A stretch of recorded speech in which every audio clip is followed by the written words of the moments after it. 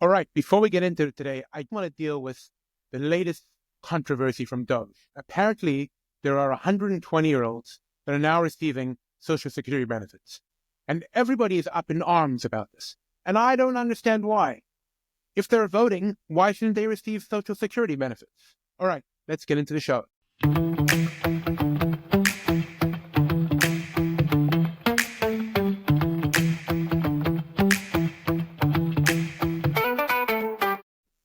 All right, in today's show, we're actually going to do something a little bit different. We're going to be a little positive. Today, we're going to have an ode to the free market and the people that work in it. That we're also going to discover that Bill Burr has totally lost his mind. And we're going to see that progressives are actually as crazy as we thought they are with regards to free speech. All right, let's get into the show. All right, so in this show, we heap scorn on the state. And there's a good reason for that. There's a lot of scorn to be heaped on the state. But that is not the reason why I'm a libertarian. I'm a libertarian because I have come to realize the beauty of freedom and the free market. And I want to focus on that because it's really quite something. Look at the world around us. Look at all that humanity has achieved and built. They've built buildings and rockets, businesses, the internet, technology companies. And just think about the amount of people involved in that. Milton Friedman once commented that there are 1 million people involved in producing a pencil, from the people that mine the graphite, to the people that chop down the wood, to the people that produce paint, to the pencil factory. All of these people are working together and contributing. And you see this all over the free market. In every company, we see people from different walks of life, different political views, religions, totally different ideas about how the world should run. And they all manage to put aside their differences and they can work together, and each one's work becomes way more than they could have done on their own. And it's a beautiful thing. That is a beautiful, beautiful thing. And the reason why it happens is because of the free market. Because the free market has created a situation where we take the selfishness of man and we make it an asset. We say, you can't steal from somebody. You can't conquer somebody. How could you become rich? How could you make money? How could you be successful? By convincing people to freely give of their money because you provide them value. And that's a truly, truly extraordinary thing. And so people have become rich by creating wealth and have created jobs. Now, communists will say the free market is exploitation. And what's their argument? Their argument is the stupidest economic argument in the history of economics. Their claim is like this: the value of an object is the labor put into an object, and therefore the capitalist, hate that word, the capitalist. I just believe in freedom, but the capitalist is taking all that work and paying the worker pittance. Now, just from a purely economic standpoint, this is utter nonsense. Karl Marx was a fool. The value of an item is not based on the labor that you put into it. Obviously, if I create a sculpture and it takes me 10 hours, it's not more valuable than an iPhone that was put together by machines. It's not the labor that creates the thing. It's supply and demand. So that's ridiculous. But on our topic, it's ridiculous for another reason. My company is not exploiting me. I'm producing a relatively small amount of work in comparison to the rest of the company, but because we have figured out a way to work together, so we're able to produce way more than an individual could have. And the people that have figured out how to bring people together to do that deserve to benefit. Now, some may say this is superficial. No, that's not superficial. That represents the best of man. That represents a great maturity, and it's beautiful. And when you look at the world, just look at all the people working together.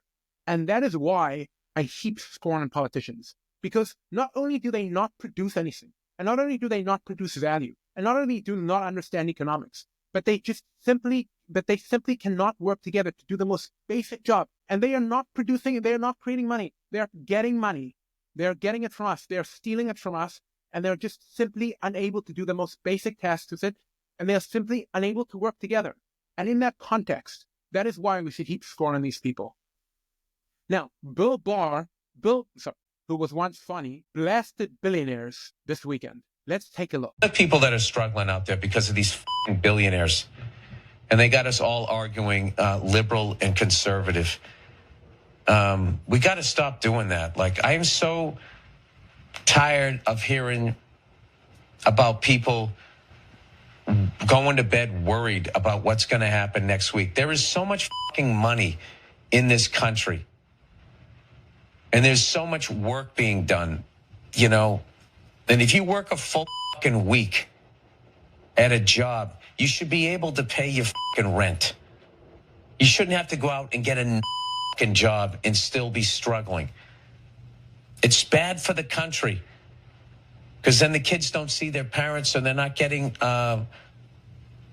the upbringing that they need. It's so fucking, these fucking billionaires, they need to be put down. You know? Thinks that billionaires are the problem. He notices a real problem, that people are struggling to make it. And he says, you know whose fault it is? Billionaires with all this money, because they have taken the money that rightfully belongs to people. This is such nonsense. Before Facebook, there was less wealth in the world in America. Before there was Amazon, there was less value in the United States. The people that work for Amazon now didn't work for Amazon before. The idea that the pie is only so big and that billionaires are taking a bigger chunk is just nonsense. It's just nonsense. And as we've said on previous shows, the reason why there is inflation is because of government spending. It's because of government robbing the production of productive people. So Bill Burr, like an idiot, has a good question and has the stupidest answer. And the idea that he would say we should put down billionaires like rabid dogs. Why? Why should we do that? We should put down Elon Musk, the guy who created Doge, the guy who created SpaceX, the guy who created PayPal, the guy who created Tesla, the guy who created Starlink. He's the guy that should be put down? What kind of a ridiculous thing is? Bill Burr is a fool, and his idea is toxic. And every time you hear somebody complaining about billionaires, just tell them, why don't you start Walmart? Why don't you start Amazon? Why don't you create wealth? Why don't you save people billions of dollars?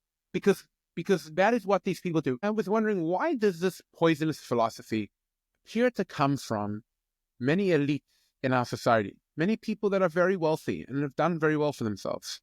So to me, I think it comes from the celebrity and political part of our elites who have made enormous amount of money outside the regular profit and loss of the market. I think that, not to begrudge anyone that's made money, if you're a celebrity, if you're able to entertain people and make millions, that's fine. Politicians, if you've made millions of dollars, I'd be very interested in how that happened, because you're supposedly on a fixed income. But these people they're rich, but they just haven't made money with the understanding the way the business world works. And so they just think that like billionaires are the problem. Oh, billionaires must be tearing us. It's exactly the backwards. Whether it comes from jealousy, ignorance, or stupidity, it's a poisonous philosophy, and we must reject it. Now, if you're wondering, after my rant on Bill Burr, maybe that was what I was referring to in the beginning of the show, that progressives are actually as crazy as we thought they were. But you would be wrong. We had an amazing moment this week where progressives really revealed what they think about freedom and free speech. Let's give a little context to that. This week, J.D. Vance delivered a major speech to the European Union where he told them emphatically that they've completely given up on liberal values of free speech and freedom of expression. They have laws now where you can be arrested for insulting somebody, for writing something on the internet. And so while we're facing these illiberal views around the world on free speech, there was an amazing moment captured on Face the Nation where this progressive fool really showed you what they believe finally.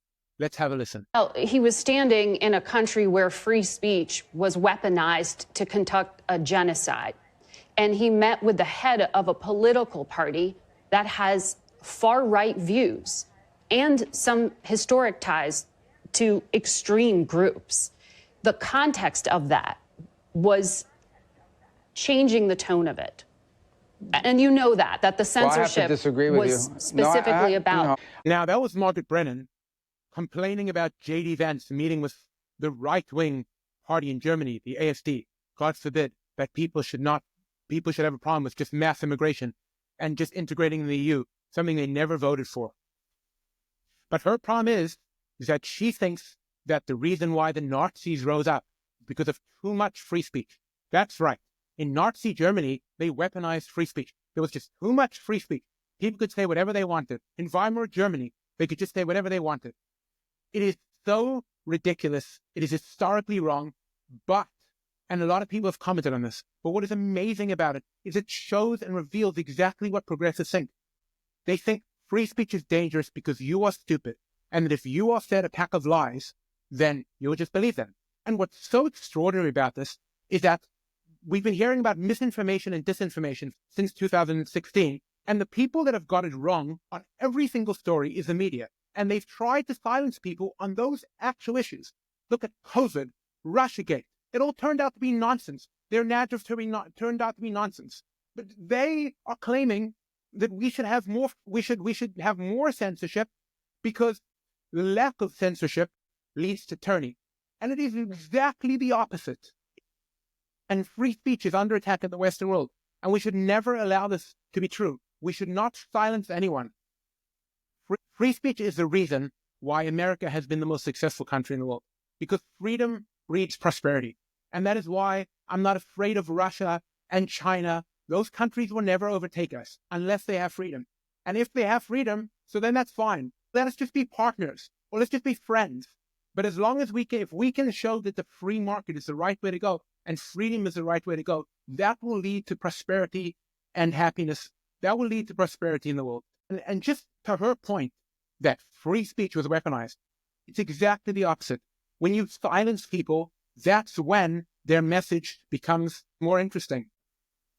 Because if speech is not allowed out in the open, it festers in the dark. All right, I just want to address quickly Ukraine, even though we're going to have a whole episode on this. But Europe is up in arms because America doesn't want to pay for the defense of Ukraine, even after Ukraine admitted that $200 billion has gone missing. And Zelensky is now very upset that he was left out of talks. Okay, Zelensky, defend yourself. Europe, you don't like what America wants to do. You want to prop up and Trump criticized, God forbid, criticized Zelensky for not holding an election. Zelensky's claim is you can't have an election in the middle of a war. I'm pretty sure we had an election in the middle of the Civil War and during World War II. You cannot suspend democracy to defend democracy. Europe just simply doesn't understand this. It is not the job of the American taxpayer to fund the defense of Europe. We want a free Europe, but only a free Europe, not a totalitarian Europe that uses America for cover. One other topic I wanted to bring up is the dropping of the charges against Eric Adams. This is a travesty and just stupid decision by the Trump administration. What they've done here is that they have dropped the charges without prejudice, which means they could bring it again and again against Adams at any other time, which basically means that they're saying to Adams, you either cooperate with ICE and the Trump administration or we'll bring charges against you. And that is weaponization of the justice system, and it's the wrong thing to do. And I've liked the Trump administration, but this is shameful, totally shameful, especially since he was targeted by the justice system. So there was the attorney, Daniela Sassoon, resigned. She did the right thing. This is what's supposed to happen. When you work for somebody that you don't agree with what they did, you should resign, and she did the right thing to her. I'm so proud that a Jew stood up to do the right thing, and we salute her. All right, guys, that'll do it for today. Before we go, I just want to do a quick plug for my good friend Adam Edelstein's Hashkama Minion in Scotland Hill. That's right, you heard it here first. Hashkama Minions are no longer for people who are Machal Shabbos. No. That is so 20th century. So if you're up early and you think davening at 8:30 is too late, go to the 7:15 Minyan. There's a Kiddush, and you can learn a full first Seder afterwards. And although you will never see me do this, I think it's wonderful.